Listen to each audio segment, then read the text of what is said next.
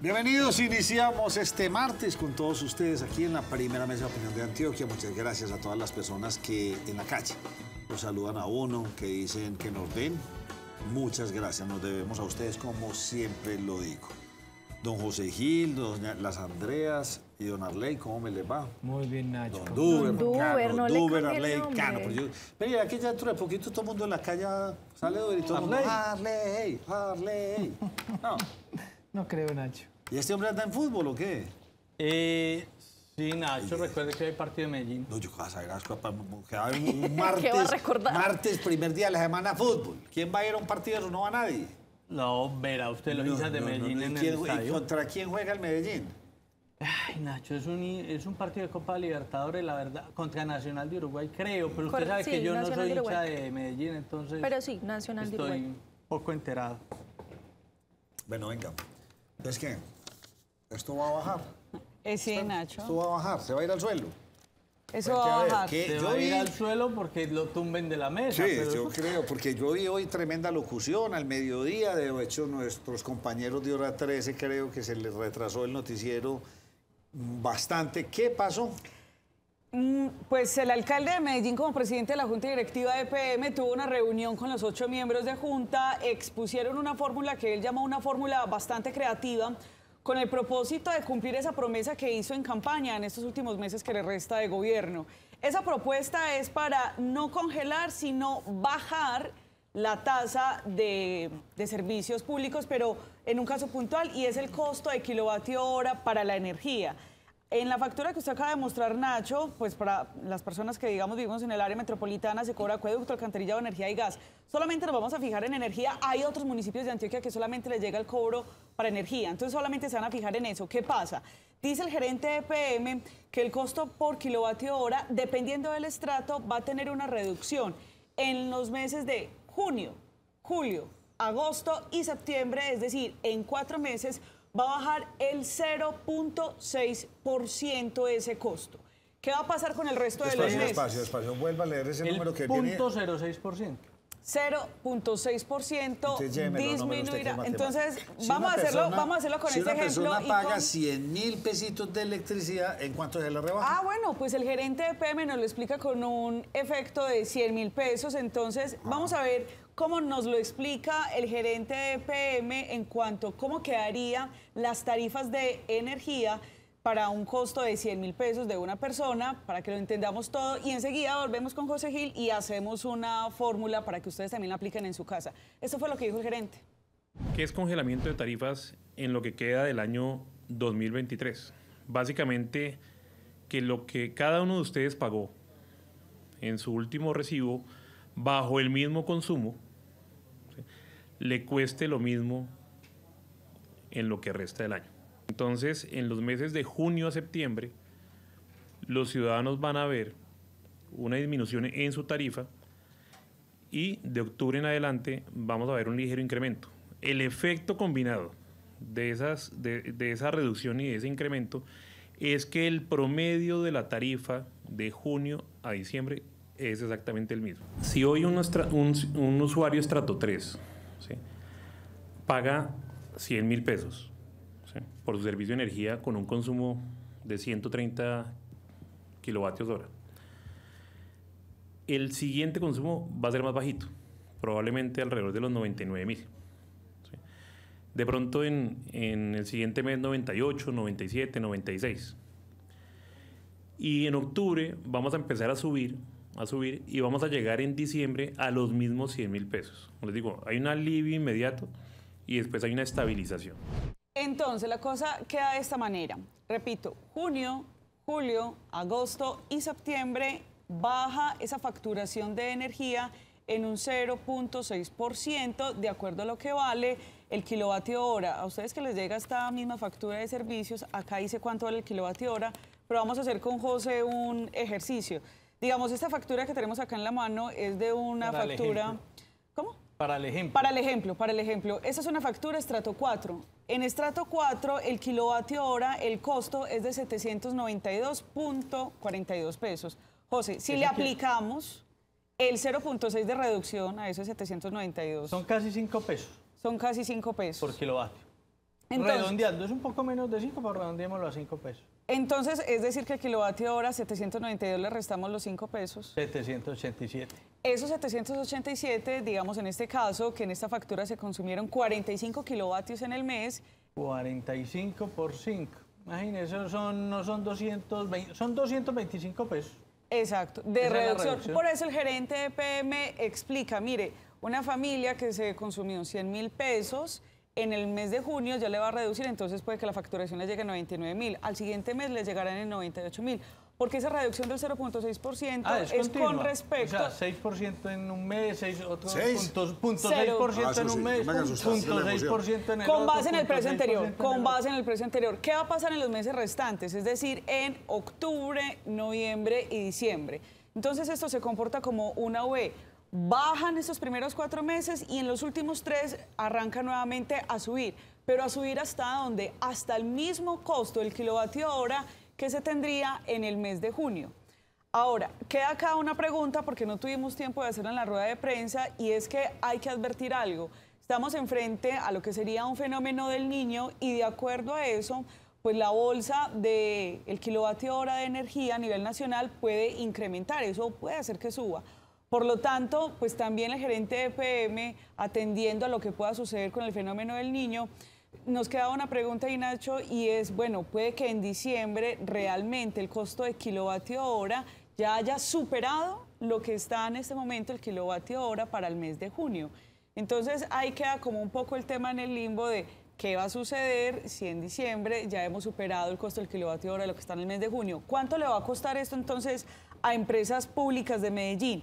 Pues el gerente de EPM advertía que esto puede costar entre los 130.000 millones de pesos y podría llegar en el peor de los escenarios, es decir, que tuviéramos un fenómeno del Niño, hay escasez para la producción de energía, recordemos que es producción, distribución y hay otros 2 elementos que se me escapan en el momento de la memoria, pero decía el gerente que puede llegar a los 400.000 millones de pesos si hay un fenómeno del Niño, por supuesto porque esto incrementaría el kilovatio hora, pero que EPM tiene preparadas las finanzas para poder ayudar a esto. Son 125 municipios del departamento que van a resultar beneficiados, más también el municipio de Carmen de Atrato del departamento de Chocó.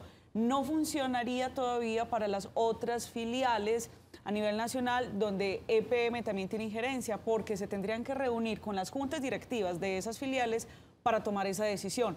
Pero también le apuesta el alcalde de Medellín y el gerente de EPM que esto empuje hacia abajo el tema de inflación. Mariana, qué pena le hago una pregunta ahí con la concepción de Nacho. ¿Cuál es la razón para bajarla? ¿Cuál es el motivo? Promesa de campaña. Promesa de campaña. Sí. ¿Y la bajan para qué meses? A partir del Entonces ahí 24. está el dato. ¿Para qué Pero, meses la bajan? miren- ¿Y cuándo son las elecciones? Pero póngale cuidado, porque yo eso lo pregunté. Bajan junio, julio, agosto, Y septiembre. Y en octubre son las elecciones. Octubre, noviembre, diciembre tendería a subir. ¿Qué fue lo que explicó el gerente? Porque decíamos, ¿por qué no lo mantienen entonces a la baja o congelado completamente hasta diciembre? Él decía, hay una regulación que advierte que en el mes de octubre siempre tendrá que haber un incremento en el costo del kilovatio hora. Entonces ellos por eso llaman a esto una fórmula creativa, porque dicen, no nos vamos a salir del marco legal, pero teníamos que pensar cómo hacerlo. Entonces, tranquilamente ellos pueden bajar estos 4 meses y en octubre, que es cuando tienen que subir, ok, demostremos que sí la vamos a subir, pero no nos vamos a sobrepasar a ese tope de junio. Explicaba el gerente en lo que nos decía ahora en la entrevista, que esa compensación de bajar y subir, ese promedio entre ambas, pues hace que se entienda como un congelamiento de las tarifas de servicios públicos. Ahí dijo usted la palabra. No la están rebajando, la están congelando. Con todo eso que están haciendo, la están congelando. Ahí no están haciendo ninguna acción de choque, nada. Claro. Están jugando es con los Yo no sé tiempos ustedes qué opinan, de los que nos valores. están viendo al otro Por eso lado la de las llamas una pantallas. fórmula creativa. Esto es una promesa de campaña, debió haber pasado hace mucho tiempo, y nos la van a dar 3 meses, con un punto 6. ¿Ustedes qué opinan? ¿Portas de elecciones? Les dejo ese pensamiento. pasa es que Federico 3 Gutiérrez- mesecitos donde le van a bajar 300 pesos. No le Déjenme van a bajar ni más ni mostrarle, menos. Nacho, lo que escribía Federico Gutiérrez en horas de la tarde. muestre. Inmediatamente también se supo esta noticia. Pues él escribió en su cuenta de Twitter que le parecía un engaño lo que se estaba generando con los medellinenses. Mire, la tal, abro comillas, bajada de tarifas de energía de usuarios de EPM en Antioquia es una trampa, lo hacen 4 meses, que son los meses de campaña, para después subirlos de nuevo. Es un engaño absoluto a la gente. Pero ojo, quiero hacer acá advertencia en algo. Cuando dice el señor Gutiérrez subirlos de nuevo, el gerente también advierte que sí se van a subir, pero que no más allá del tope de junio. Habrá que ver si en el mes de diciembre, en lo que está la bolsa de energía del kilovatio hora, Claro. en el mes de diciembre no ha superado el costo del mes de junio. Él en diciembre, ¿qué está haciendo? O dicen, es que como no No, subió. dígame usted qué está haciendo este señor en diciembre. Ya buscando Empacando, colocan. Nacho, pa. Empacando. Desde el 29 de octubre, en noviembre se va ajustando el nuevo alcalde y empezarán a hacer todo el proceso de entregar. Ya, le rebajaron 3 mesecitos y van a ir ahí y hasta que llegue el próximo alcalde. Por Dios, queda Nacho, uno, pues si no me sé, eso permite, ni noticia debió haber sido. Otra. ¿Cuál es el costo de esto, María Andrea? 130.000 millones de pesos, pero puede, Y subir hasta en el peor de los 400.000. escenarios, subirse a los 400 Que es la plata millones de que pesos. nada menos empresas públicas no le podía transferir al municipio ¿Por de qué Medellín. no? Porque cerca de 400 en la millones de pesos. Vea conversación la que casualidad. tuvo, en la conversación que tuvo el Para alcalde este año. con Carrillo, hablaron de cuánto se ha incrementado la luz en todo este periodo en su mandato. No, en Eso esa no lo conversación hablo. no le dijeron. Porque donde salgan a decir es que la luz ha subido todo eso y nosotros les vamos a bajar 3 punticos, va a quedar muy mal parados, porque esto ha subido de una manera Además que loca. era una promesa de campaña que se vio, o las personas, los que votaron por el alcalde Daniel Quintero esperaban que se cumpliera desde el momento 1. Hay que advertir también que durante la pandemia, en el año 2020, sí hubo también unos cambios en el tema de facturación de energía, pero eso fue un tema a nivel nacional. Yo no sé, lo único que sabemos todos, los que tenemos que pagar, y todos tenemos que pagar el servicio, está muy costoso. Y seguimos con la misma pregunta en el aire. ¿Por qué si llueve tanto no suben? Y nadie salen y dicen por aquí, por allá, que porque los 5 componentes están. Ahora supuestamente que parece, yo no sé, está como raro. El Supuesta, famoso- yo le estaba dando la razón, Nacho. el vea, el fenómeno clima lo... no, hasta Mire, no ha parado de finalmente, llover. A ver, finalmente, doctora María Andrea. considero que eso que nos ahorraremos eventualmente entre junio, agosto, septiembre y octubre, guárdelo para que tenga con qué pagar la subida que tendremos en los últimos 3 meses. Qué buen consejo. Sugiero. No, pues me da esta risa el consejo. O Pero sea, es si verdad. usted se gasta en Es luz muy 100.000 serio. pesos al mes y usted se va a ahorrar, ¿cuánto? 1.000 pesitos el primer mes, 1.000 pesitos el segundo, guarde los 3.000 pesitos del gran ahorro para después pagar. Ay, ay, ay. Octubre No, o sí. noviembre pasadas las Sin elecciones. comentarios. Don Duber ya está, se nos volvió el politólogo de esta mesa. Pero vea, si quiere, dejemos esa noticia porque nuestro politólogo de cabecera, pues enseguida lo vamos a sentar aquí a ver cuál es su percepción de eso. Aunque, bueno, tengo dos Nacho bueno. que no le metí ahí. Me faltó uno que salió ahí. ¿Quién salió? minutico Cuente a ver, antes. suelte. Lo del concejal Sebastián López, ¿Qué pasó? que ya dijo que, bueno, que muchas gracias a los que me estaban apoyando, muy amables, pero nos vemos en 4 años porque ha tomado la decisión de finalmente irse con la campaña de Federico Gutiérrez. Aunque no se ha hecho todavía oficialmente pública ni se ha hecho el anuncio, pues ya es una verdad que se sabe por todos lados. Y como se había especulado y se había hablado en algún momento, el concejal Sebastián López, quien estaba solicitando ese aval del Centro Democrático para la alcaldía de Medellín, dijo no, nos vemos dentro de 4 años. Vean, Nacho, lo que dijo el concejal. Bien, pues. Hemos tomado una decisión de la mano de nuestro partido. Vamos a aplazar nuestro sueño de ser alcalde de Medellín para poder facilitar la construcción de una gran coalición para recuperar a Medellín, sus instituciones y expulsar toda la corrupción de este señor que está en el 12º piso. Lo vamos a hacer en torno a la persona de Fico Gutiérrez, que nos logra unir a todos y que adicionalmente tiene hoy toda la capacidad para recuperar la ciudad y volverla a poner en el sendero de la calidad de vida y el desarrollo. Y vuelve y juega. Siguen candidatos. Entonces, ¿qué partidos son esos que nunca tienen candidatos? Se queda uno muy pensativo. Y a todas estas, entonces, ¿qué dijo Uribe? Pues el que dijo Uribe es Federico Gutiérrez. O sea, se volvieron avaladores de todo el que se atraviesa. Como el expresidente está haciendo visitas en diferentes comunas hace ya unos 3 meses, pues estuvo ayer, lunes festivo, en la Plaza Minorista. Dijo que se sentía muy feliz por estar nuevamente en este lugar y aprovechó para dar algunas cifras de cómo está Medellín hoy y algunas situaciones que lo preocupan, a lo que inmediatamente advierte y le pide a las personas que estaban en la Plaza Minorista que si el señor Federico Gutiérrez decide lanzarse a la alcaldía de Medellín, que lo apoyen, que voten por él, lo dijo en esas palabras, pero también agregó que pedía que apoyaran la lista al Consejo del Centro Democrático, donde muy seguramente entonces repetirá Sebastián López. Esto dijo el expresidente. Por eso hay que elegir un buen alcalde. Si el doctor Federico se lanza, ahí estaremos con él. Pero venimos a pedir un gran apoyo a nuestra lista de consejo, para tener un consejo con toda la seriedad y con toda la capacidad de lucha. ¿Ustedes creen que es justo que Medellín tenga 700.000 personas con hambre cuando recibe esa cantidad de dinero de empresas públicas? ¿Qué se ha hecho el dinero? Es que en estos 4 años el presupuesto de Medellín ha crecido en 2 billones y dispararon el endeudamiento. Ya lo tienen en el 80%. Bueno, vámonos con... Nacho, pero permítame una anotación final. Curioso, Uribe no apoyó abiertamente a Federico a la presidencia y lo está apoyando abiertamente a la alcaldía de Medellín. Súper extraño. No, lo que pasa es que ellos saben que los votos que Antioquia es de derecha, entonces ahí amangua un poquito la cosa. Y el televidente que este fin de semana se encontró conmigo y me dijo, vea, yo me encanta cuando usted le pelea a María Andrea, a todo el mundo. Pero cuando empieza a dudar con eso, yo me voy un ratico del canal. Entonces le anticipo de una vez para que arranque con todas las nefastas suyas, arranque recompensa, el desmembrado, el asesino del taxista. Unos se van y otros llegan. Bueno, sí. entonces hágale pues con todas esas horribles Nacho, suyas. mire, voy a comenzar hablándole, ¿le parece bien de los operativos? Hay un operativo que anunció la Policía Metropolitana hoy en la mañana, donde se capturaron 9 presuntos integrantes de 2 bandas delincuenciales de la ciudad de Medellín. En este operativo, pues, se logró, Nacho, la incautación de varios elementos como granadas de fragmentación, incluso uno de ellos tuvo que ser acompañado por un escuadrón especial de la policía porque se tenía inteligencia, que habían armas de largo alcance y pues armamento que era bastante peligroso.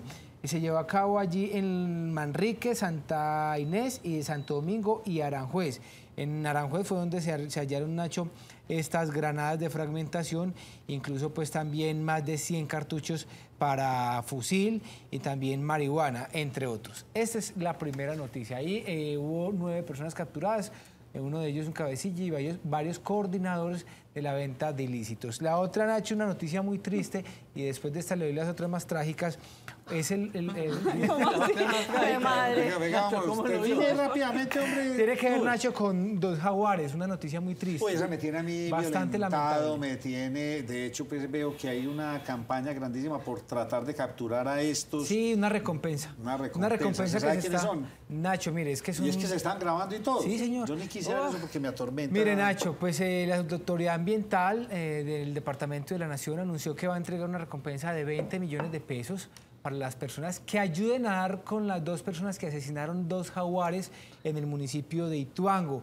Se presume que pues, la muerte de estos 2 animales, que además están en vía de extinción en Colombia, en nuestra región. Ay, no. O sea, es un hecho bastante repudiable. Los asesinaron con un arma de fuego, les dispararon en la cabeza, al parecer por retaliaciones, porque estos jaguares al parecer habían atacado algunas cabezas de ganado y unas propiedades privadas.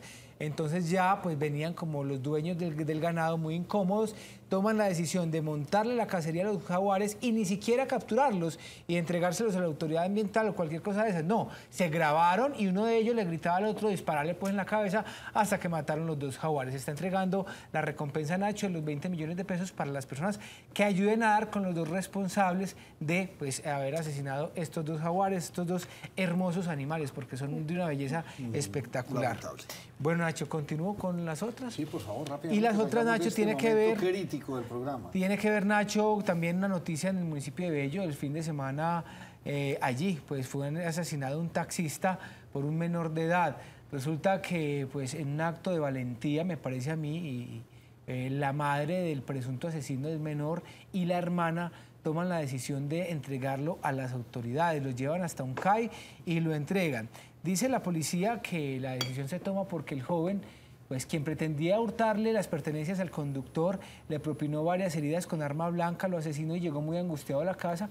Le preguntaron qué había pasado, contó y pues la mamá tomó la decisión de llevarlo ante las autoridades. Llevaron las prendas de vestir que este joven estaba que tenía portando en ese momento y pues lo que también permitió, Nacho, como a las autoridades determinar que sí, efectivamente, al parecer es el presunto homicida, es que este joven primero huyó, después de propinarle las heridas al conductor de taxi, huyó, pero dejó el celular en el carro. Entonces fue la primera pista que encontraron las autoridades para pues adelantar todo este tema investigativo. Doctora Andrea Sierra, ¿con qué va usted, por favor? Con el reversazo del presidente Gustavo Petro.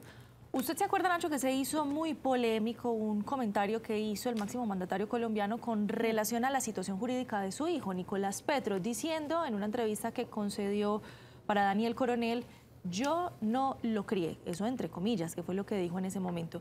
Pues de los mismos creadores de Yo no lo crié, ya viene Yo ni lo escribí, que fueron las palabras que dijo el presidente de la República, Gustavo Petro, cuando en entrevista para Noticias RCN le preguntaban sobre el trino en el cual celebraba el hallazgo con vida de los 4 menores que están perdidos en Guaviare. Y yo no lo escribí. Yo no lo escribí, dice el máximo mandatario. La información fue escrita por parte oficial o por miembros oficiales del gobierno nacional, pero que no lo hizo él, que él no fue quien redactó Pues eso. es mentiras, porque es que se sabe por todo el mundo que él no suelta su celular, vive pendiente y que él no deja que nadie. Y aunque fuera cierto, Nacho, nadie le escribe. Yo no creo que Nacho, trinen sin autorización es su de él. responsabilidad, o sea, es el nombre de él. Claro, no es. Está a nombre de él, Sí, claro. está a nombre de él. Entonces, cada vez sale es con el unas nuevo cosas. reversazo que yo creo que le quedaría muy gallardo de parte del presidente decir: vengan, me equivoqué, me anticipé, ofrezco excusas a Colombia por esto, pero seguimos en la búsqueda de los niños. Pero Desafortunadamente tenemos un presidente que seguirá siendo muy incendiario. ¿Verdad? Todos esos comentarios que hizo este fin de semana,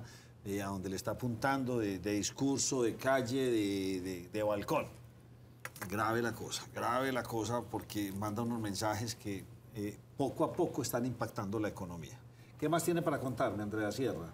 por el momento eso es, Nacho. ¿Qué pasó con la reforma a la salud?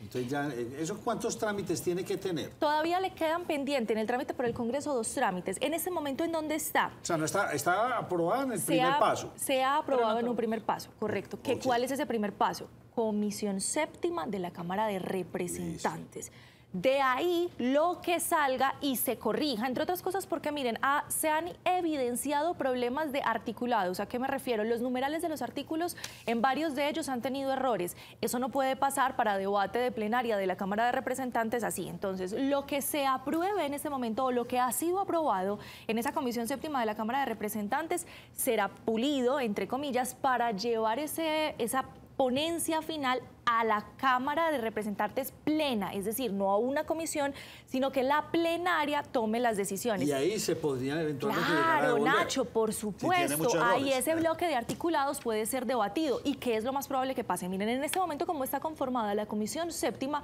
en su mayoría tiene un gran respaldo de estos congresistas que hacen parte del gobierno nacional o que apoyan las medidas del gobierno nacional, a excepción de Cambio Radical y 2 congresistas del Centro Democrático. Todo en la Comisión Séptima está más tendiente a que se apoyen esas reformas de gobierno nacional. Muy diferente, Nacho, y otro canto será cuando llegue a la plenaria de la Cámara de Representantes, en donde el juego de poderes ya sí va a pesar. ¿Por qué? Por las determinaciones de ser independientes que han presentado varios de los partidos. El liberal, por ejemplo, que ya lo dijo abiertamente, que se va a ir y que tiene varias líneas rojas con esa reforma a la salud. Así que sí, se han aprobado artículos, pero no ha sido aprobada por completo y todavía le falta trámite en el Congreso de la República. Me tiene bien actualizado, nos muestra el grafiquito aquí a mañana para que la gente nos entienda sobre todo este asunto. Óigame, don José, pero las exportaciones en Colombia van a la baja. Van a la baja quizás, Nacho, pero la noticia que le tengo es favorable, es positiva de ProColombia, donde afirman que se han exportado las primeras toneladas de mango, 6 toneladas de mango de azúcar hacia los Estados Unidos. Estamos hablando de una exportación hacia Dallas, Texas, de mango de azúcar, un mango muy tradicional en nuestro país. Y dicen que después de este mercado se podrían venir el de California, Miami, Nueva York y Washington. Se compiten con las exportaciones de mango de México, Perú, Ecuador y Brasil.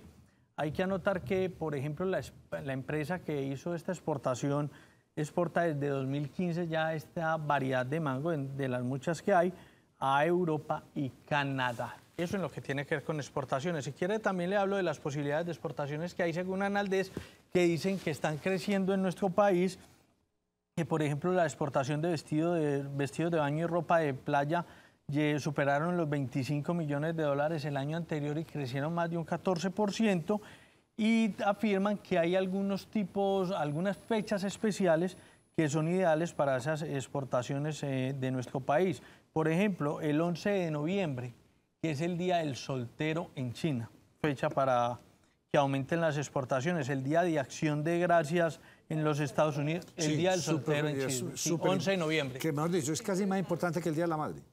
Y los solteros son muy que se importantes, conmemora el Día del Soltero. ¿Están solteros? Duber camine. Sí, usted creyó que yo estaba soltero, que usted no No conoce solteros, esa palabra. solteros. Soltero.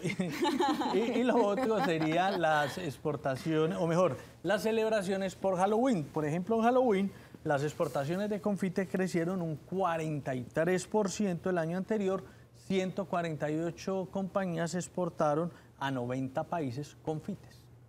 Mire, según dice el DANE, la Diana, marzo del 2023, las ventas externas del país fueron de 4.000 y pico de millones, lo que representa una disminución del 10%.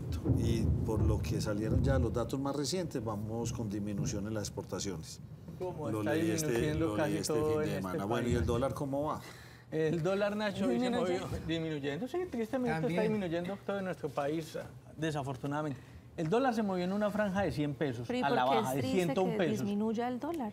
¿Disminuyendo? Las exportaciones. Es pues- triste que disminuyan las exportaciones en nuestro sí. país. Como casi todo está disminuyendo en nuestro país. Que Porque está es disminuyendo. contradictorio. Con un Las dólar ventas de costoso vehículos, las deberíamos ventas de estar casa, exportando la mucho. construcción, ojalá disminuya el desempleo, que creo yo es el que va a empezar a aumentar en los próximos días. Bueno, entonces hablamos que el dólar se movió en una franja de 101 pesos entre 4.560 y 4.460 pesos. Y entre su máximo y su mínimo. Entre su apertura y su cierre se movió en una franja de casi 90 pesos. La apertura y el máximo se presentó al inicio de la jornada y el mínimo y el cierre se presentaron sobre el final de la jornada. ¿Cuál es el salario mínimo más bajo de la región? Venezuela, Nacho. Venezuela, es obvio. ¿Y cuál será el segundo? Argentina. Estoy mirando En a ver qué es dólares, el economista. dolarizando. Bolivia, Argentina, sí. Argentina. Pero es contradictorio, porque en Argentina hay mucho empleo, la tasa de desempleo no está mal, pero resulta que se les ha ido Por la al inflación. suelo el poder adquisitivo de los argentinos. Está como de alquilar balcón esta campaña electoral en Argentina, que ya está con una inflación por las nubes. Muchos dicen que podría, si no se frena esto en seco, van a seguir el camino de Venezuela.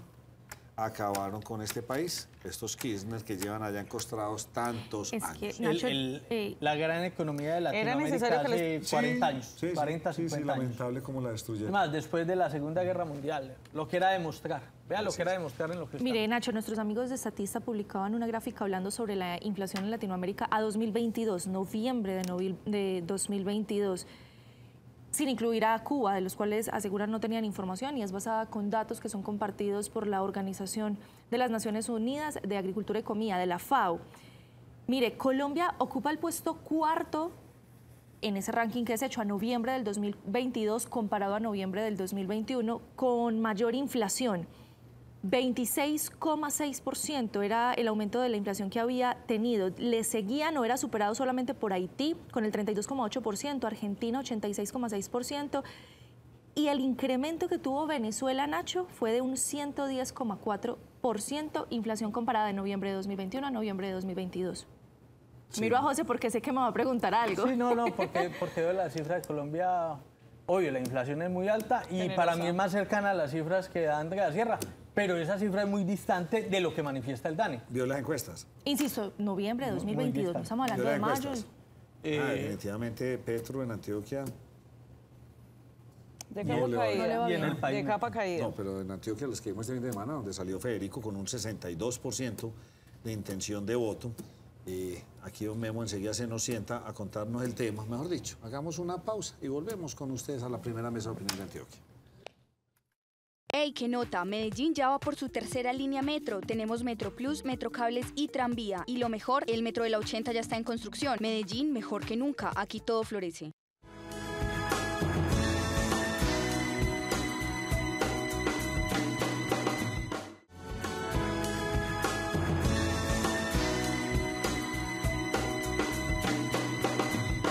Esta sección es patrocinada por el Raspa y Listo de la Lotería de Medellín. Lotería de Medellín. Muy bien, le damos la cordial bienvenida a @Memo Henao. No se llama arroba. La gente pensará eso. No se llama @Memo Henao. Se llama, es don Guillermo Henao, más conocido como Memo Henao, y lo pueden seguir en sus redes como @Memo Henao. Memo, ¿cómo me le va? Un placer estar acá, como siempre, Nacho, en compañía de todos y todas ustedes. Aquí hay que ser ya incluyente en el lenguaje de todos y todas. Está bien, está bien. Déjelo en todo. No, pero no me la vaya a poner el todo. Muy contento. Oiga, hay un día muy movido políticamente. Han pasado el día de hoy mucha cosa. Tenemos rezagos de encuestas de la semana pasada. Álvaro Uribe ayer le da la estocada a la lista del Consejo del Centro Democrático. Sebastián López, realmente. No, Sebastián va a poder aspirar perfectamente, pero el Centro Democrático pues queda, digamos, que la lista del Consejo muy golpeada, porque todos sabemos que se va a canibalizar.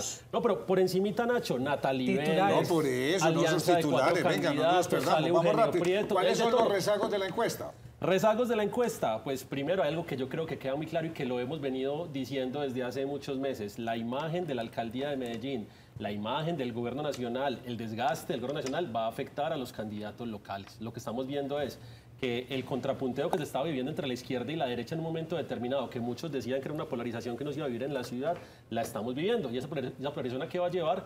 A que Federico Gutiérrez, con relativa facilidad al día de hoy, barre en todas las encuestas, y eso de alguna manera representa la desazón tan grande que siente la ciudad frente a esta administración. Pero venga, y no lo digo hay yo. que tener entendido, de pronto se creía desde estas dos orillas que, o en particular de una, de la quinterista, que polarizar a Medellín les iba a funcionar. Y ese discurso, esa narrativa sin parar, sin descansar, repetitiva, ¿sí o no? Pero resulta que parece ser que no le funcionó no estábamos tan polarizados. No, y peor aún, Nacho, todos pensaban que el desgaste del gobierno Petro, ya casi a punto de ajustar un año, no iba a ser tan grande. Entonces, siempre tenemos la idea de que el primer año de gobierno de un presidente es un año de plácemes, un año donde logra sacar todas sus iniciativas, un año donde el Congreso, como decimos normalmente, le copian absolutamente todo, y la realidad es otra.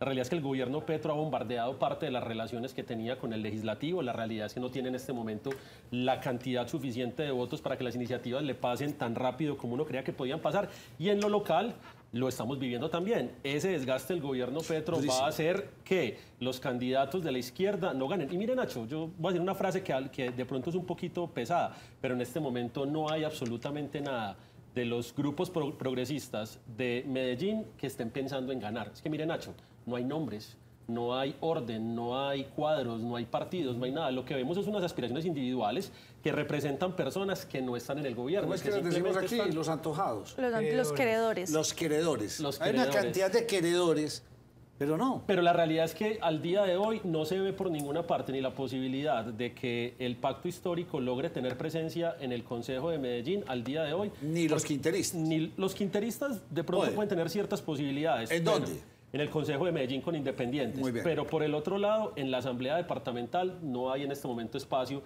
para decir que una opción que se esté trabajando. Porque si uno podría decir, listas van a haber, candidatos van a haber, pero la realidad es que de que haya una lista que sea viable, que tenga el trabajo, es que recordemos que el voto de la Asamblea es muy complicado, es un voto de 125 municipios, 9 subregiones, costosito. Y es un voto costoso, y además de eso, el último de la Asamblea, que en este caso es un candidato de la ASI que se llama Daflis, entra con casi 10.000 votos. Entonces, en ese caso, ¿qué implica? Es salir a conseguir 10.000 votos en el departamento, que es complicado. Y en el Consejo de Medellín también vemos que los sectores progresistas parece que no están como muy articulados, sería la palabra, para poder llegar a este preguntas cargo. Porque tenemos buen tiempo, pero vamos a tratar de evacuar todos los temas. Sáqueme de una duda usted como especialista del tema, como politólogo y profesional. Cuando esa imagen, esa aprobación cae a los puntos, es que mira de Petro en Antioquia y es muy bajita. O sea, es que está negativa el 70% o algo así, ¿sí o no? Es muy difícil volverse a levantar. Tendrían que haber unos golpes de opinión muy grandes para volverse a levantar. O se conoce históricamente que quien cae vuelve y se levanta otra vez a 80 o a 90% aprobación. Nacho, yo empecé hace 12 años a trabajar en esto y he tenido grandes maestros. Una frase que aprendí de Miguel Jaramillo Luján, amigo que ha pasado por acá en esta mesa, era que las encuestas son fotografías del momento, pero hay encuestas que parecen no cambiar, hay fotografías que se quedan como en el tiempo. Yo recuerdo que hubo un momento del gobierno Santos donde tuvimos aprobaciones casi del 20%, o menores al 20%, 30%. Se sostuvo durante el último año para llegar a tener un repunte al 25-30% en la última parte del gobierno. Pero lo que estamos viviendo en esta administración y en especial en el inicio de la administración de Petro es que parece que se ha sostenido durante mucho tiempo esa caída de la favorabilidad. Es que pensemos en una cosa. Una cosa es el reconocimiento, o sea, ¿cuánta gente conoce a Federico? Y en la ciudad salió en la encuesta que casi el 90% de la gente sabe que existe Federico. Sí. Después sigue la favorabilidad, o sea, ¿cuánta gente tiene una visión positiva de Federico? Y uno se encuentra ahí que está en el 60.5%. Uno dice, un dato interesante, más de la mitad de los encuestados de la muestra hablan bien de Federico. Ahora miremoslo por el otro lado.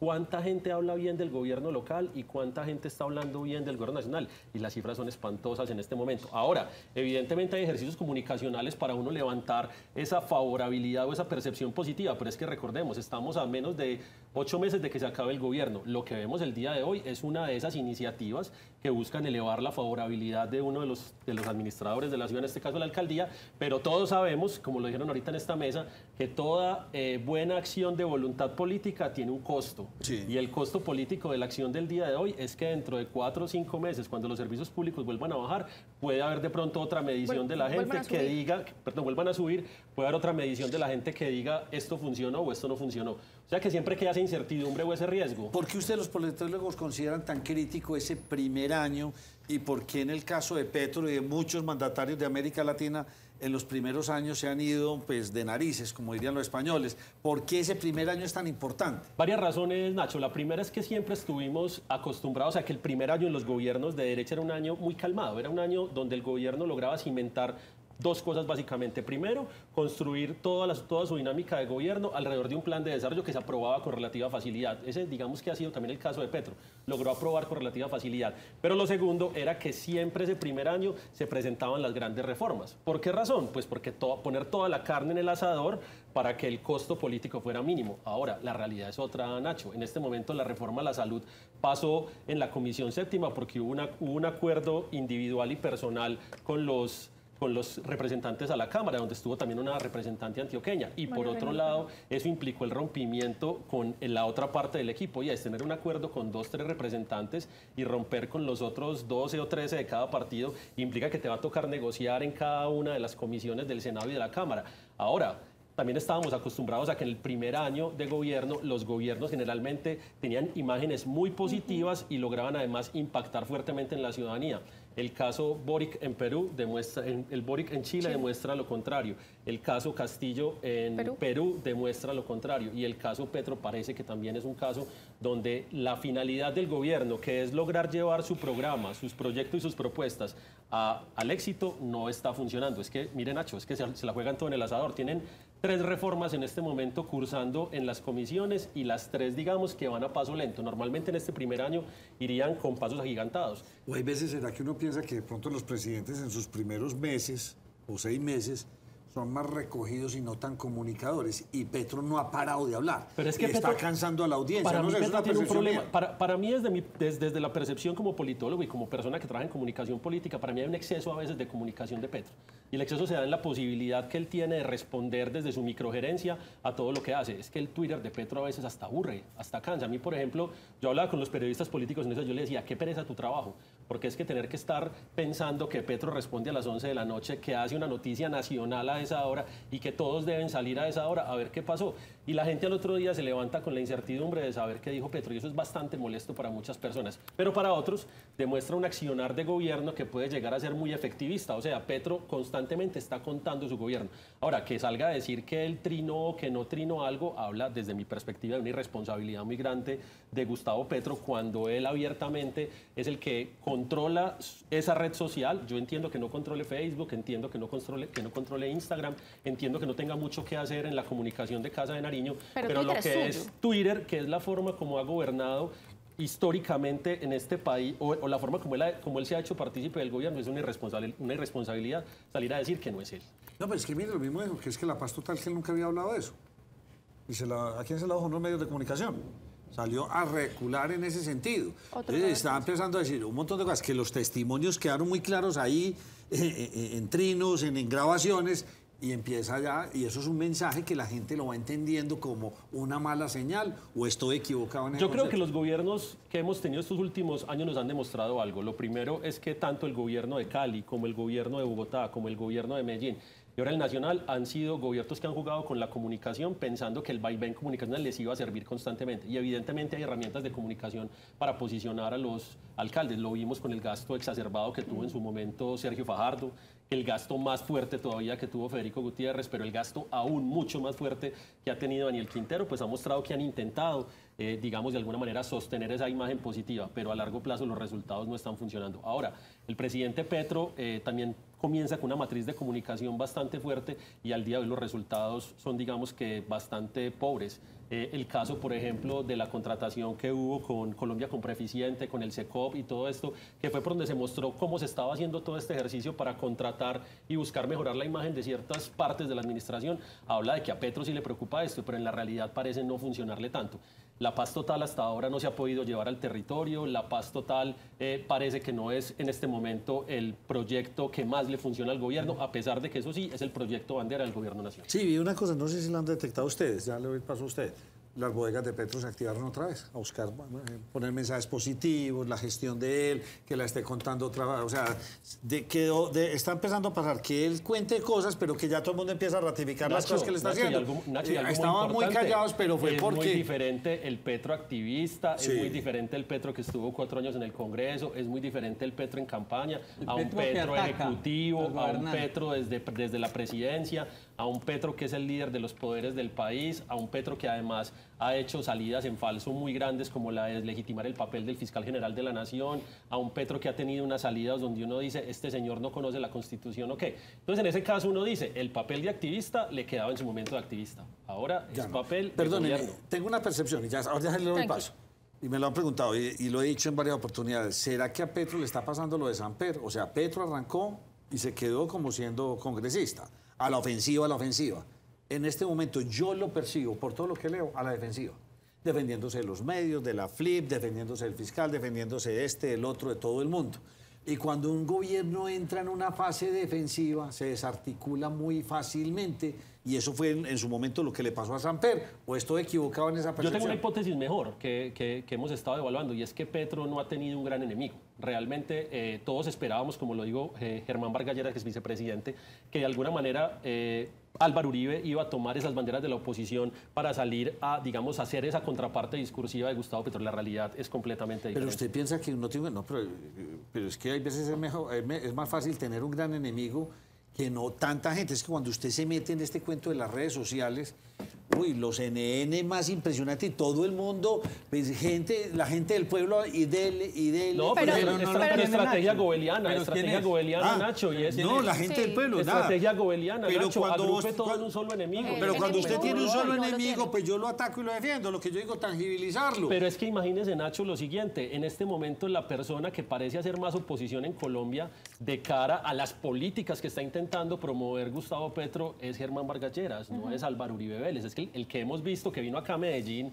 a decir no me gusta lo que está haciendo el expresidente Álvaro Uribe Vélez fue Germán Vargas Lleras, no el mismo Álvaro Uribe Vélez salir a criticar a Gustavo Petro. Y además hemos visto que el tono de Álvaro Uribe Vélez de cara a lo que hacía con Juan Manuel Santos, de cara a lo que pasó con Duque, ahora lo que está pasando con Gustavo Petro es un tono completamente diferente. Muchos dirán, el expresidente Uribe está maniatado por los temas de la fiscalía, pues el día de hoy o mañana ya debe salir respuesta referente a uno de una de sus tantas investigaciones. Pero por otro lado, uno pensaría, Álvaro Uribe Vélez está concentrado completamente en recuperar el poder donde lo perdió, en volver a rearmar los ejes territoriales que tenía en las diferentes partes del país. Y uno diría, la bandera de esto entonces sería el antipetrismo. Pero uno ve que Álvaro Uribe no la está utilizando. Evidentemente... No, y además que quedó, pues, como tuve 2 reuniones con él, ya somos amiguitos. O sea, quedó ahí como en un limbo bastante extraño. Sí. Pero por otro lado, Federico Gutiérrez, en ese caso, sí es el que ha venido tomando esas banderas, sino que recuerden algo. Federico Gutiérrez no está en el Congreso, Federico Gutiérrez está por fuera, no tiene un atril que lo escuche, le abren el micrófono en semana 2-3 veces a la semana y ahí habla. Pero de resto, el papel que podría tener Federico Gutiérrez como contraparte de Gustavo Petro pareciera que es muy importante para el mismo Gustavo Petro, porque le generaría una contraposición discursiva que la tendría acá en la ciudad de Medellín. Tangibilizar, es lo que yo digo. Quintero, ¿por qué no pudo con el GEA? Porque el GEA no existe. Porque el GEA no existe, no había una cara, un ser humano al que yo diga, es ella, vea, es que está la dueña, este es. El tal. Cuando uno está hablando con un intangible y un intangible que tiene un montón de empleados, que los tiene bien y que genera mucho bienestar, pues dan peleas. Vale, usted tiene pregunta para Memo. Le voy a dar dos preguntas, le voy a hacer dos preguntas, Memo. Me voy a quedar en la última parte que dijiste. ¿Se puede llamar oposición a lo que se hace por fuera del Congreso? Es decir, se puede decir que Federico Gutiérrez es oposición sabiendo que no tiene ninguna curul, voz, voto dentro de ni siquiera legislativo o administrativo, una. Y la dos, ya esa sí es la más profunda y es tema de reformas.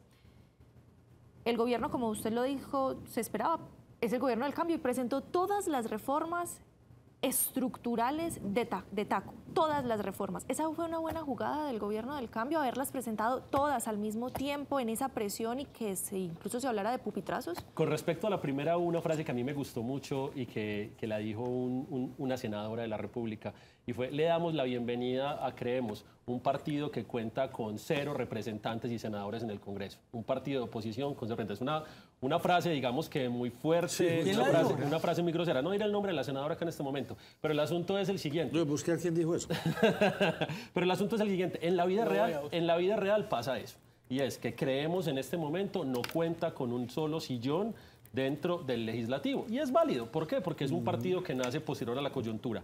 Ahora, lo cierto es esto, y es que Federico Gutiérrez en este momento en campaña a la alcaldía de Medellín se vuelve un actor que sí empieza a movilizar parte de esa opinión pública en el país, específicamente en esta zona andina. Muy válido. Ahora, para el presidente Petro siempre va a ser mejor poder movilizar esa opinión positiva o esa opinión negativa en favor o en contra de alguien. Y lo ha intentado y no lo ha logrado. Contra los medios no ha podido, porque además digamos que los medios en Colombia, a pesar de todo lo que sucede, guardan cierta compostura en algunos momentos. Por otro lado, el empresariado no se puede desligar de él.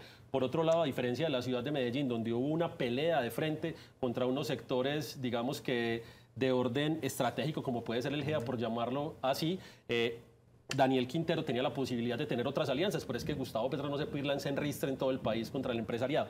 Entonces, ¿qué pasa con esto? Petro sí no tiene a los gringos como los tienen en Venezuela, ya se reunió con Joe Biden, que es el enemigo preferido de todos los... De Maduro en este caso. De todos los... Sí, de todo esto. Entonces, en este caso, para Petro la construcción de ese enemigo ha sido imposible. Ahora, si lo vemos como términos estratégicos... Se echó para atrás con Bukele... Porque un personaje de estos con esa no, y porque aceptación... además Bukele le salió exactamente igual de satírico, de irónico, de satírico. Entonces no ha encontrado ese para pelear, no lo ha encontrado para pelear y probablemente hasta que Federico Gutiérrez le salga ya como candidato encontrará Petro la posibilidad de... La segunda pregunta. Y la segunda es, siempre es estrategia de los gobiernos presentar la reforma lo antes posible. ¿Por qué razón? Porque pasan dos coyunturas importantes. La primera, recuerden que en el tercer año hay elección de alcaldes y gobernadores, entonces vuelve y se genera un desgaste dentro del gobierno para tener que recomponer la estructura del gobierno porque van a salir secretarios, van a salir ministros, viceministros, directores que van a querer aspirar en sus territorios a cargos como alcaldías y gobernaciones. Y por el otro lado siempre decimos que el tercer año de gobierno es el año de los resultados. O sea, los gobiernos realmente trabajan hasta el tercer año, porque el cuarto año vuelve la dinámica de la campaña política. Entonces ese año le toca al presidente, como decimos comúnmente, el presidente se queda solo y le toca gobernar casi que solo, porque los senadores y representantes están todos preocupados es por salir a revalidar su curul y terminan trabajando en otra cosa que no es las grandes reformas que propuso. Por esa misma razón siempre los presidentes hacen esto. Ahora, normalmente no presentan 3, 4 reformas el primer año, sino que presentan 1 o 2. Y tan estructurales porque saben todas. Además que el costo político cada vez es más grande. Es que haya salido la ministra de Salud. Corcho, habla de que se quemó la relación que ella tenía con los sectores y habla de que no logró el objetivo. Ahora, le pasa, digamos, que este listón al ministro Guillermo, no recuerdo el apellido, y le toca ahora salir nuevamente a hacer todo el trámite legislativo. Lo mismo pasa con el ministro del Interior. Entonces, ¿qué es lo que está pasando ahí? Es que cada vez que el gobierno falla en una reforma, queda mal en varias cosas. Primero, queda mal en estructura política, porque tiene que descabezar inmediatamente líderes, como descabezó a ministros en este caso, como salió el de Salud, como salió el de Educación, como salió Minas y varios más. Y por otro lado, tiene un gasto reputacional muy grande frente a la opinión pública, que lo estamos viviendo con una desaprobación sumamente grande del Minas gobierno no salió, Petro. Irene Vélez está ahí. Perdón, Irene Vélez no, Corcho, que fue la que salió. Y estamos viendo en este momento una desaprobación muy grande del gobierno Petro, y no solamente en Antioquia. El caso es grave en otras partes del país. Habría que ver próximas encuestas. Habría que ver próximas encuestas, es cómo está variando esto en las zonas que votaron fuertemente por Petro, que son las zonas del Caribe, las zonas del Pacífico y la zona de Bogotá. ¿Usted iba a preguntar, María Andrea? No, porque precisamente, bueno, sí iba a preguntar, pero el tema es que me genera es que tenía aquí la pregunta, me genera una inquietud porque decías ahora, Memo, que el tema de controvertir a Gustavo Petro, pues tendrá que salir Federico, pero digamos Federico cuando salga, pero en este caso a una alcaldía de Medellín y llegue a una eventual alcaldía en octubre, ¿qué va a pasar con ese enfrentamiento de un alcalde de un distrito con el presidente de la República? ¿Cómo queda también el ambiente para la ciudad?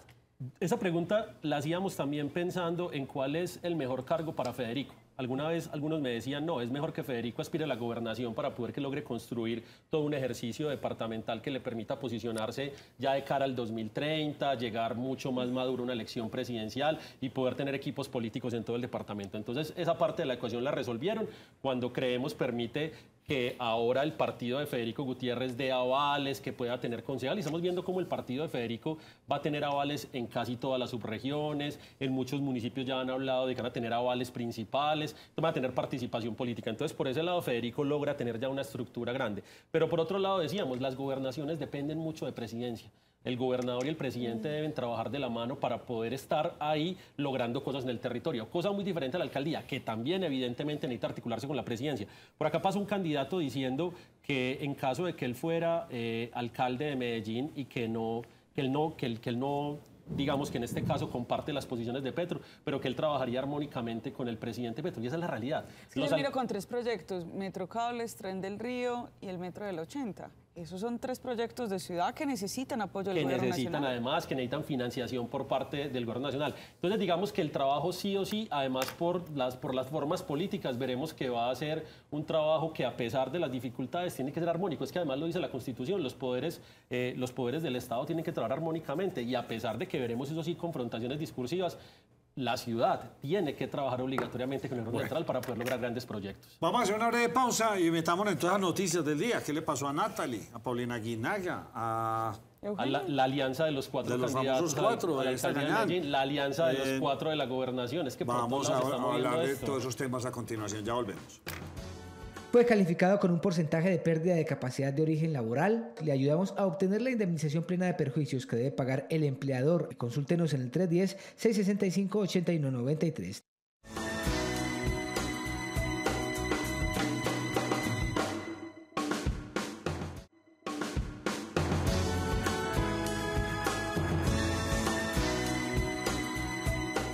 Con la aprobación de la Corporación Autónoma Regional, que es la encargada de realizar la verificación del cumplimiento de los requisitos ambientales, el proyecto turístico Yunico en El Peñol obtuvo por parte de Cornare la primera licencia ambiental. Cumplimos para poder ser viables ambientalmente con 3 pilares fundamentales. Entre ellos, digamos que está la parte social, en la que nosotros queremos generar una participación con la comunidad, aprovechando con ello y generando de una u otra forma el tema de desarrollo y progreso en la misma.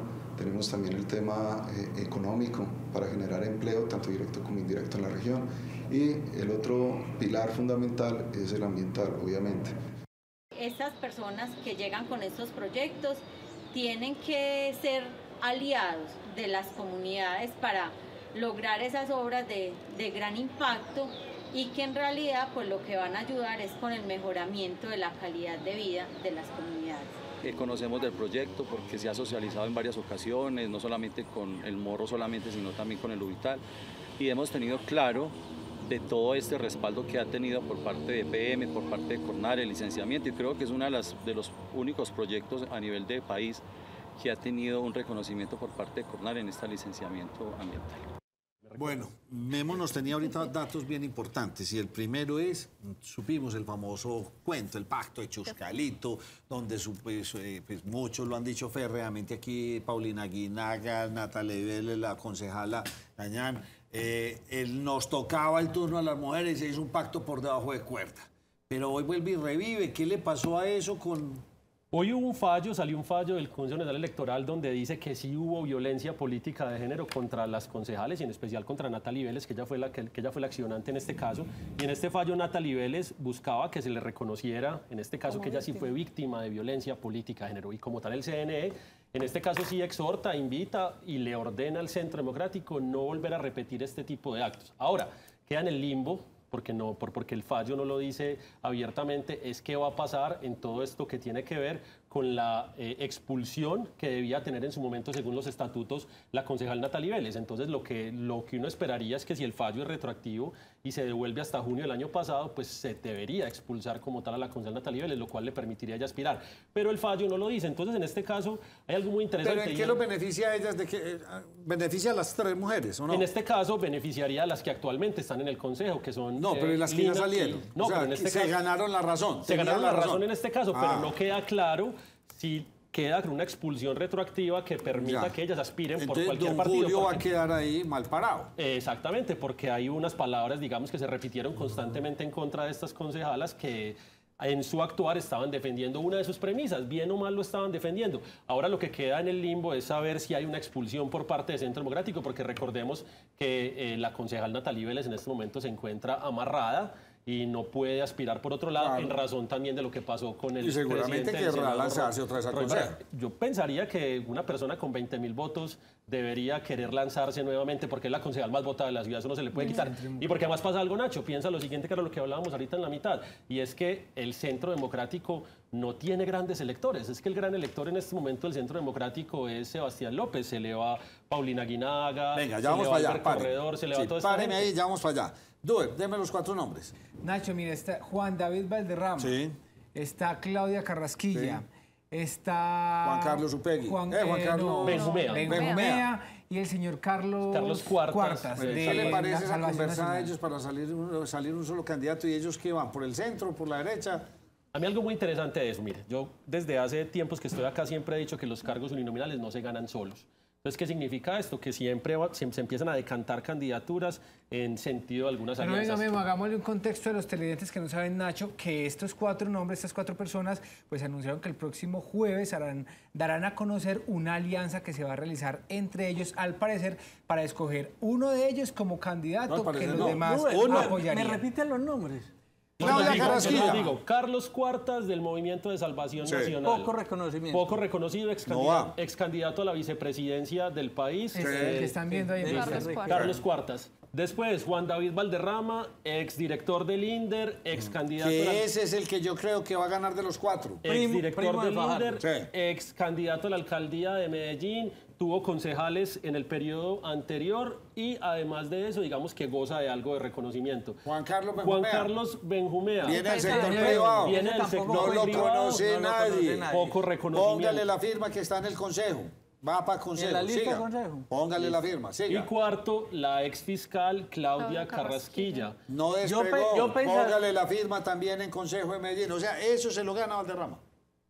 No tiene más reconocimiento Carrasquilla que Valderrama. Que los otros a mí Valderrama me parece bueno, pero tiene más reconocimiento Carrasquilla. Nacho, es un tema de reconocimiento porque es que... No, es capacidad política. Nacho, pero venga, si van a hacer una encuesta...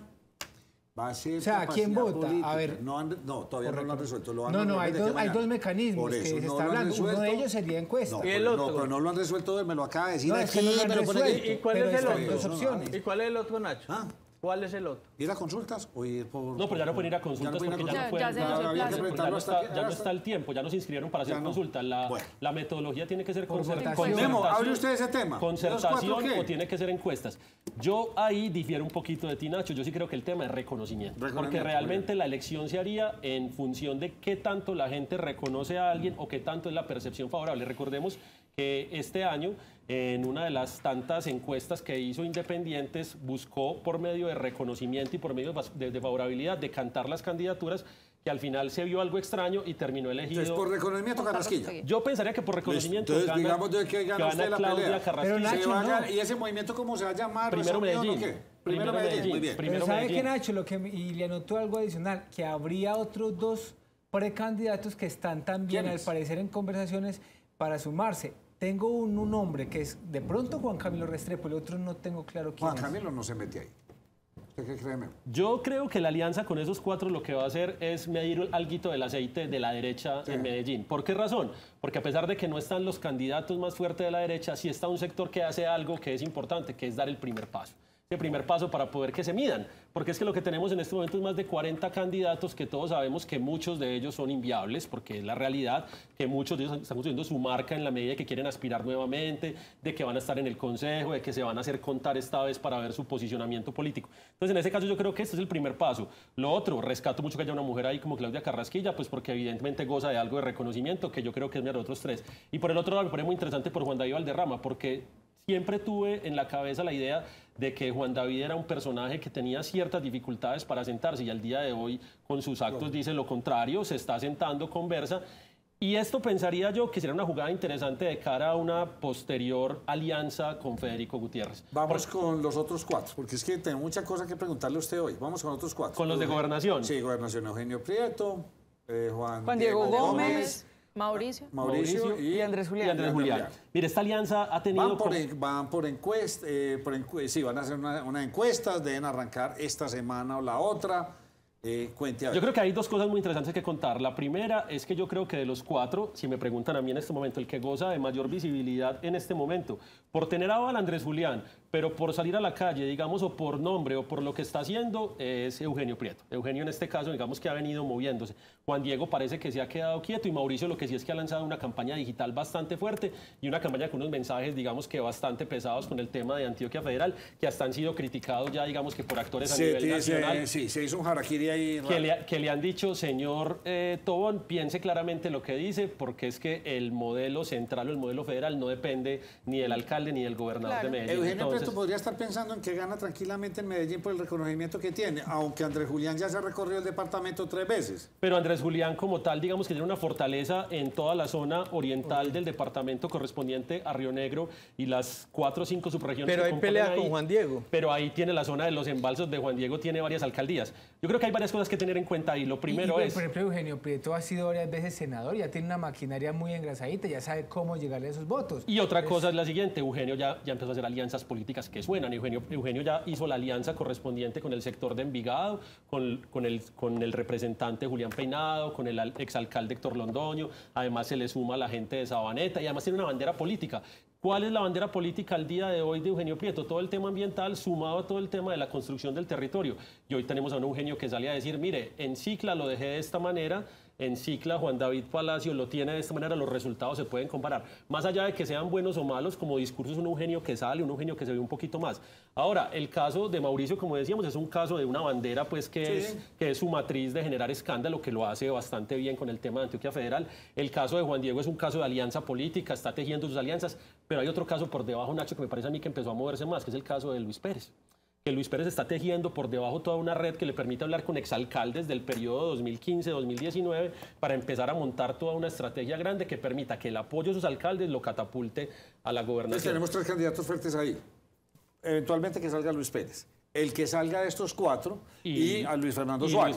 Luis Fernando tuvo este fin de semana una salida interesante en El Colombiano donde dice que él no se traga ciertos sapos, donde dice que tiene la garganta estrecha para establecer unas relaciones con Mauricio Tobón, donde tiene diferencias bastante grandes desde la campaña anterior. Pero hombre, yo creo, a pesar del trabajo tan interesante que realizó Luis F. en su paso como gobernador encargado, creo que la imagen o el beneficio de todo esto no se ha visto estos días. O sea, la imagen de Luis F. ha estado quieta en los sondeos que se han hecho, Luis F. no ha logrado capitalizar. Y por otro lado, el hecho de la relación Aníbal-alcaldes no ha logrado que se traspase a relación Luis F.-alcaldes, que haga que hoy Luis F. tenga una visibilidad muy grande. La campaña de Luis F., digamos que ya estaba apagando estos días, digamos que eso ha dado pie, pero tengamos en cuenta algo. Es muy diferente el movimiento al día de hoy, faltando 6 meses para la elección, al movimiento faltando 3 o 4. Entonces, ¿qué tiene que pasar de ahí? Del pacto de Indiana, vamos a ver quién sale. Pensaría yo que una posible encuesta dará un resultado y haga que se generen ciertos apoyos, pero me queda una duda, y es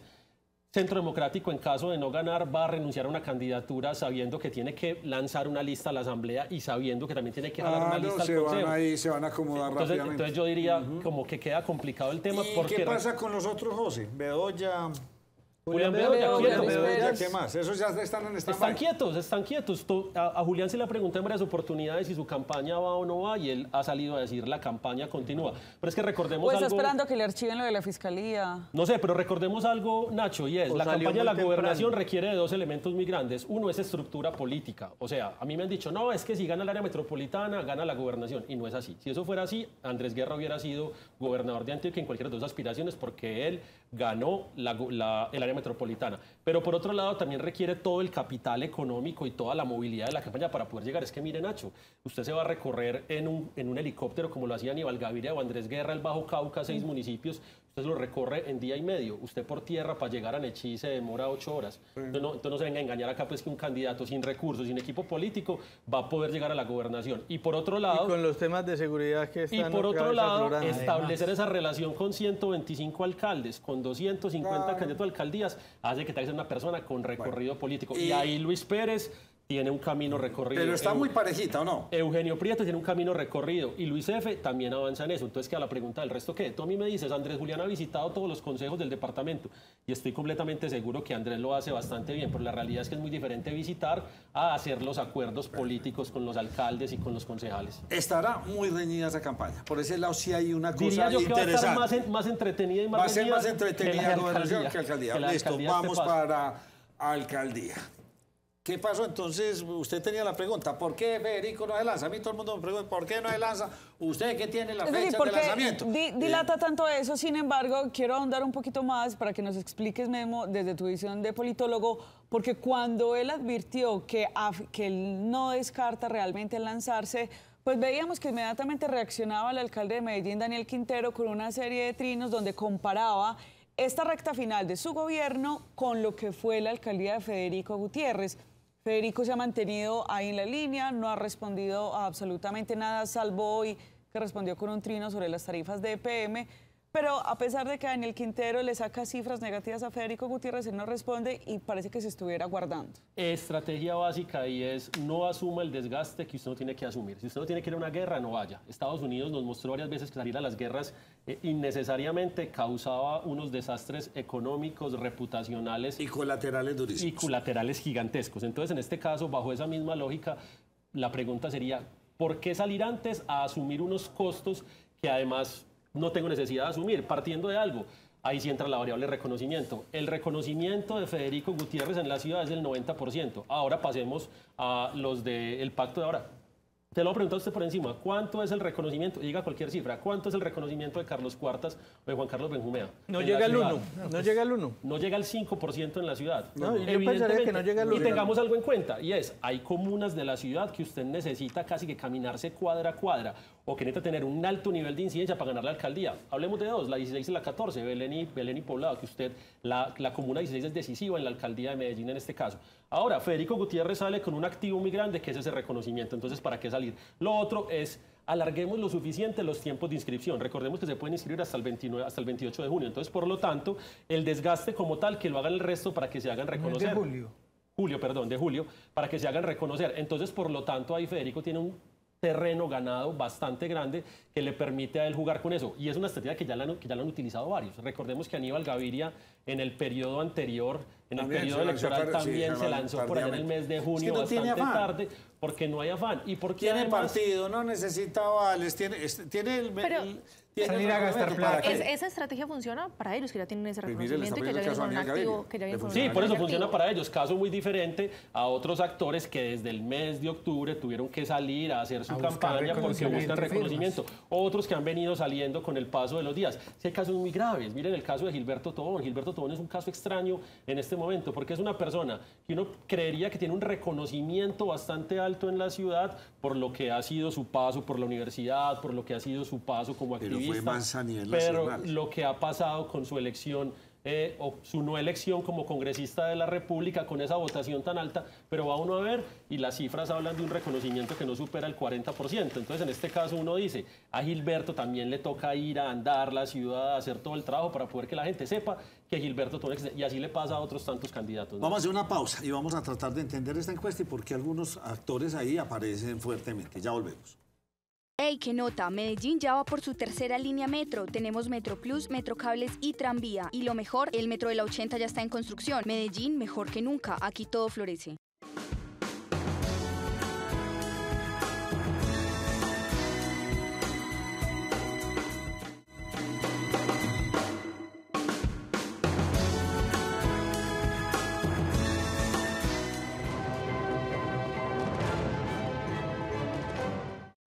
Bienvenidos a Perso Noticias, el micro noticiero de la Personería Distrital de Medellín. La Personería Distrital de Medellín alerta sobre inconsistencias en el suministro de la alimentación a la población privada de la libertad, recluida en la cárcel El Pedregal. Que están generando inclusive intoxicaciones masivas, esto en detrimento de la humanización de la vida en privación de la libertad de estas personas. Continuamos acompañando a los niños, niñas y adolescentes de las comunidades indígenas que se encuentran en Medellín. Tuvimos conocimiento del caso del menor de 2 años, Marco Esteve Bitucay, quien falleció el 14 de mayo lamentablemente bajo un diagnóstico médico de tuberculosis. En agosto, la Personería Distrital de Medellín tendría nueva sede. Si no existen algún tipo de inconveniente, podamos trasladarlos a otra sede en la cual vamos a estar en condiciones dignas. Bueno, continuemos aquí rápidamente. Entonces, pues, si no estuviese Federico Gutiérrez, pues obviamente, como lo han dicho varias veces, lo hemos dicho aquí en esta mesa, Federico Gutiérrez distorsiona completamente todos estos sondeos. José, de este sondeo, que usted lo tiene ahí, intención de voto, me impactó mucho el segundo lugar, Juan Carlos Upegui. ¿Por qué? ¿Cómo entender ese segundo lugar a Juan Carlos Upegui? Yo creo que la alcaldía se ha encargado de diferentes maneras de ir generando unos perfiles interesantes dentro de la administración. Algunos le pegaron, otros no tanto. Yo creo que en este caso Juan Carlos es el resultado de un excelente trabajo comunicacional que se ha hecho de posicionamiento en diferentes sectores. No en vano en este momento la renuncia de los secretarios, de 4 secretarios de la administración para irse a trabajar. Y mucha gente me dirá, Memo, pero es que salga un secretario quiere decir que él va y lo apoya. Yo le digo, no, pausa. También se va con todo un capital relacional gigante que tiene. Es que, por ejemplo, que el exsecretario de Participación esté ahí trabajando con Juan Carlos Upegui, inmediatamente lo relaciona con todas las el de Juventud, con todas las HAC y con todas las HAL de la ciudad. Que el de Juventud esté trabajando, lo vincula inmediatamente con los sectores juveniles.